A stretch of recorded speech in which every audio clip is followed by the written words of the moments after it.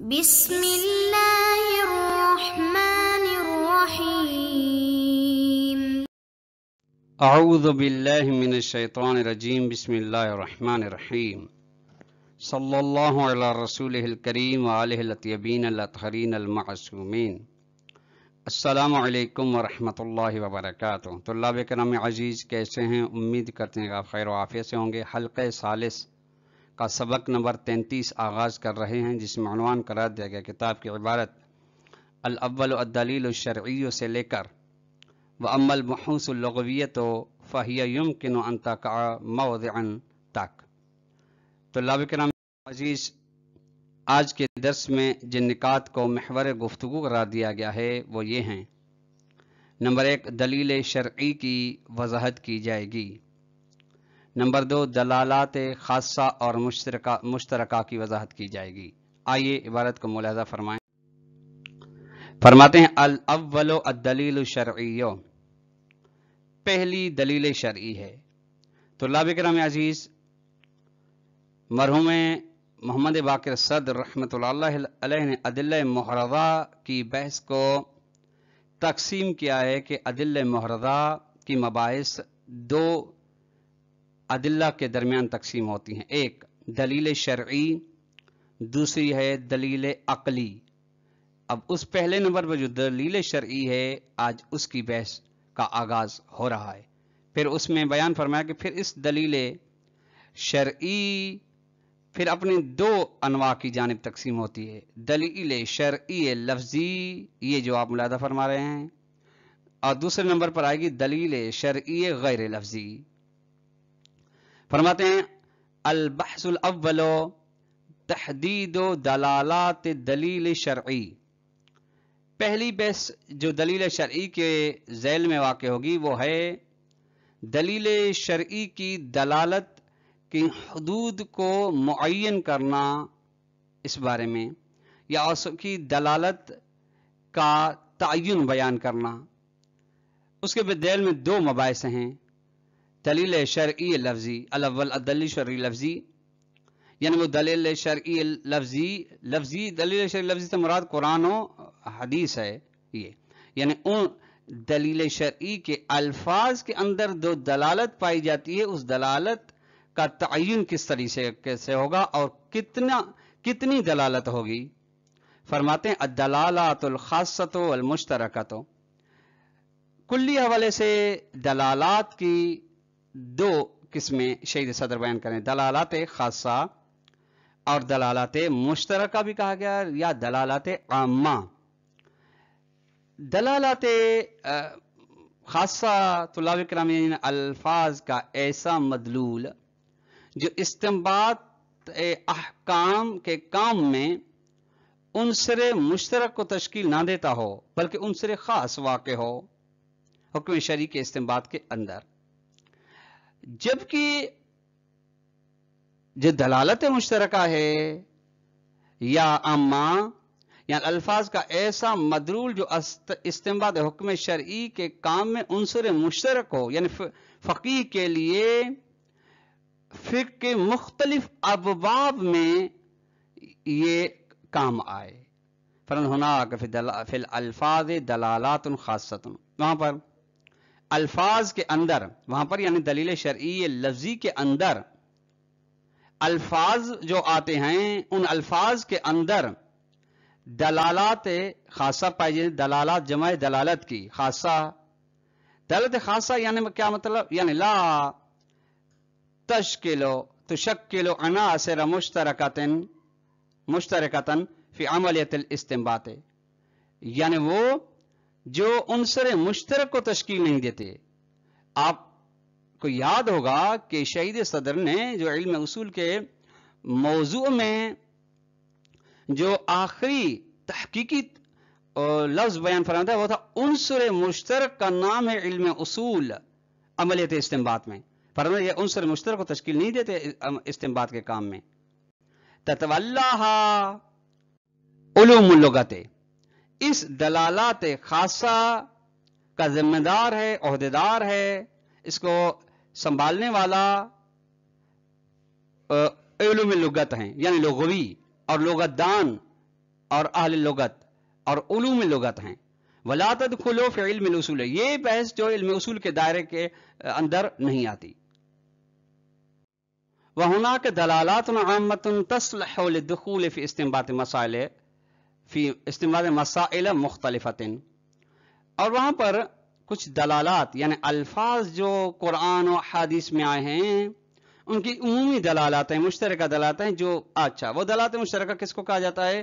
وہ جو صلاحیت رکھتی ہیں کہ وہ دلالات الفاظ داخل ہو سکے مختلف مسائل، مختلف ابواب فقہ کے اندر جو استنباط ہے اس کے اندر داخل ہو سکیں. وَهَذِهِ يَبْحَثُ عَنْهَا عِلْمُ الْأُصُولِ، یہ دلالات جس کو عنصر مشترک بھی کہا گیا ہے، یہ وہ مباحث ہیں جن سے علم اصول بحث کرتا ہے. وہ جبکہ پہلی قسم جو دلالات کی تھی اسے علم لغت.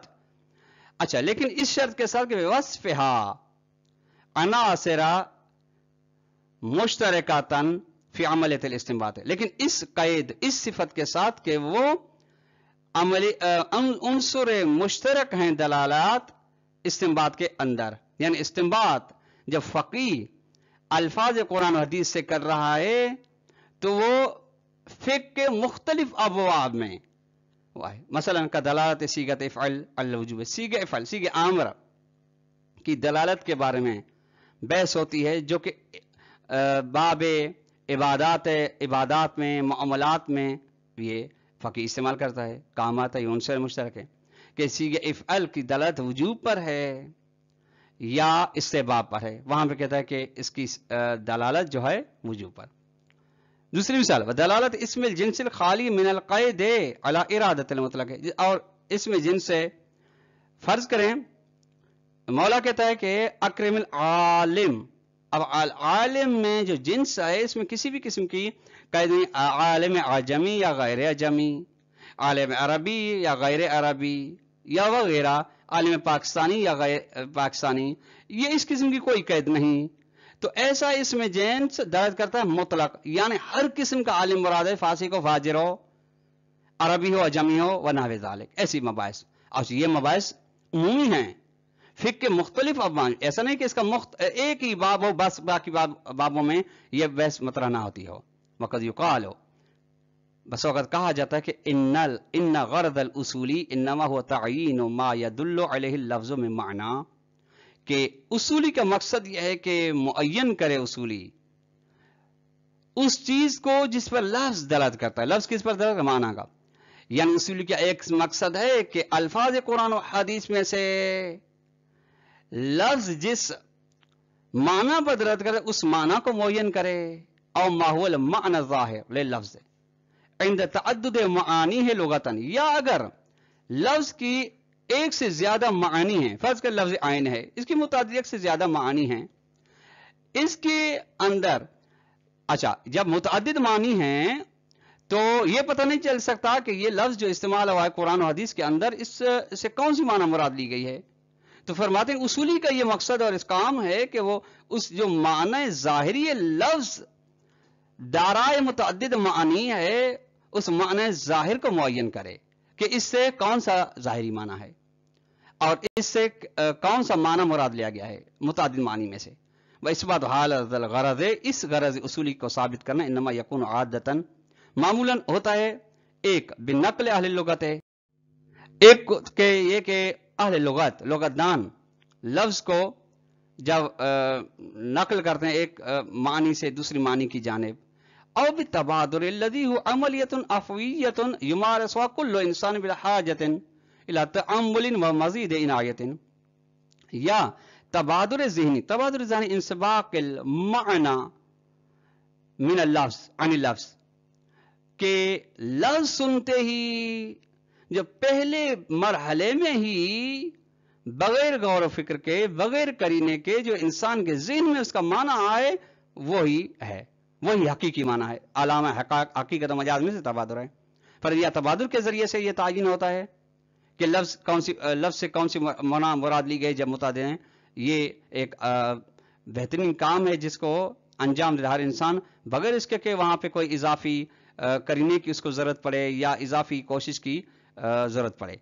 बस फ़अय्यु मजाल यबक़ा लिल-बहसिल इल्मी वल इमाल सनाअत व तदकीफ़ हाज़िल मसाइल लिक्कै यतवल्ला ज़ालिका इल्मुल उसूल। बस कौन सा मकाम रहता है बाकी इल्मी बहस के लिए और दिक्कत और सनात को अंजाम देने के लिए इन मसाइल में, ताकि इल्म उसूल उसको अंजाम दे सके।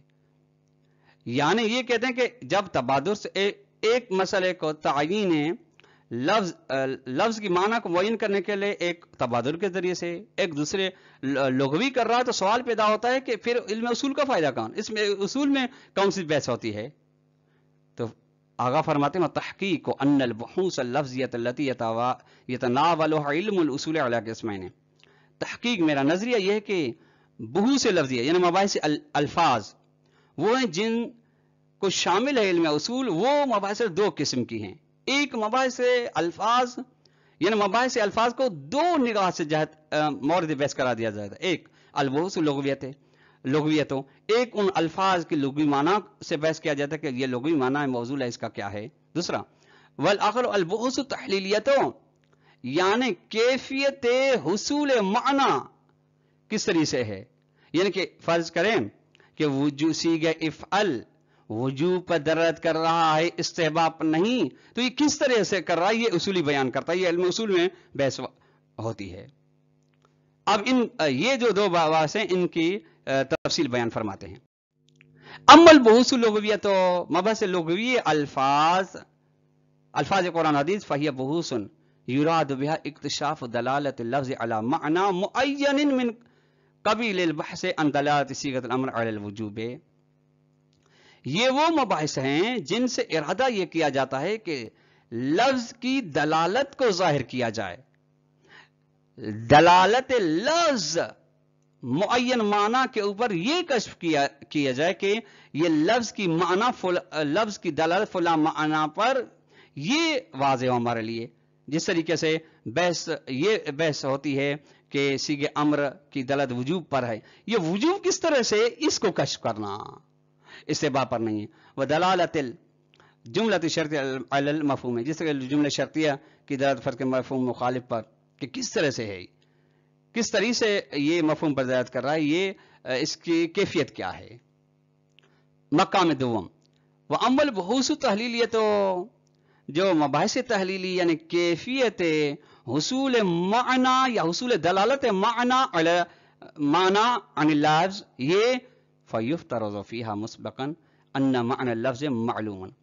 इसमें फर्ज किया गया साबिकन के कलाम का माना जो होता है वाज़ेह होता है, यानी जब कलाम किया जाता है उसका माना वाज़ेह होता है, चूंकि मजमूई माना होता है, उसका फर्दी नहीं होता। दलालत कलाम अलैहि वाज़िहतुन, और कलाम का माना कलाम की दलालत माना पर वाज़ेह है, उसमें करीने से नहीं की जरूरत नहीं पड़ती। लेकिन गैर अन्न हाज़ल माना, लेकिन ये माने कलाम मुस्तफ़ादुन मिन मजमू अज्ज़ाइल कलाम है। ऐसा नहीं कि कलाम की जुदागाना माना हो, नहीं, अज्ज़ाए कलाम यानी मुफरदात कलाम से ये माना मिलती है, यानी मुब्तदा से, खबर से, निस्बत से वगैरह से। किस बिना पे? अला तरीक़त तअद्दुद दाल वल मदलूल, इस बिना पे के दाल यानी दलालत करने वाला, मदलूल यानी जिस पर दलालत की जाए, दाल यानी वही कलाम, माना यानी वही मदलूल, ये दोनों जुदा जुदा हैं।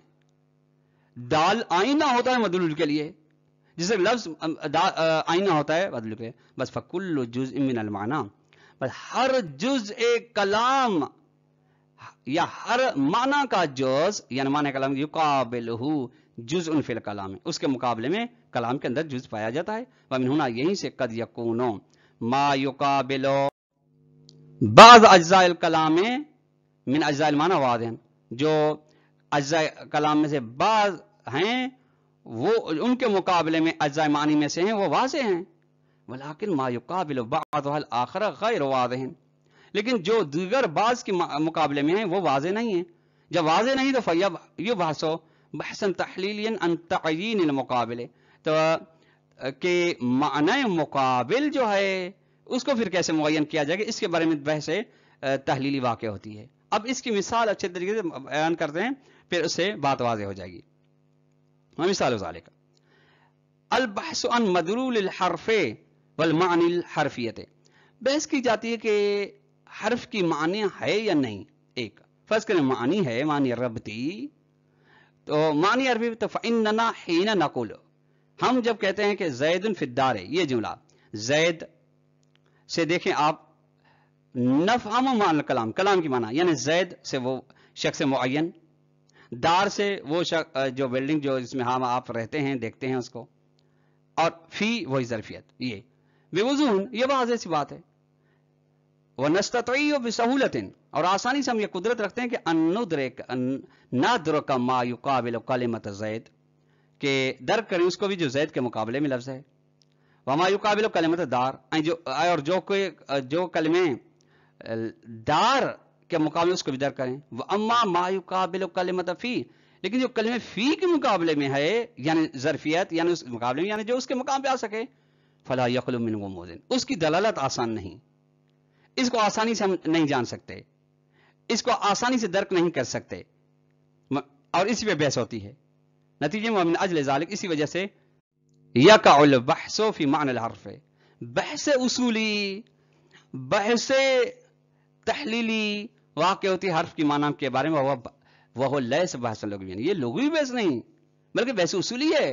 از چونکہ لا یوجد فی من یفهم العربیت من لا يتصور معنی فی ضمن تصورہ، چونکہ نہیں پایا جاتا اس آدمی کے بارے میں جو عربی کو سمجھتا ہے، نہیں پایا جاتا ایسے چیز کہ جو یعنی ایسا شخص جو معنی فی کو تصور ہی نہ کرتا ہو، نہ کر سکتا ہو. یعنی ایسا نہیں ہو سکتا کہ جو عربی سمجھتا ہو لیکن معنی فی تصور نہ کر سکتا ہو، معنی فی کو درک نہ کر سکتا، ایسا نہیں ہو سکتا.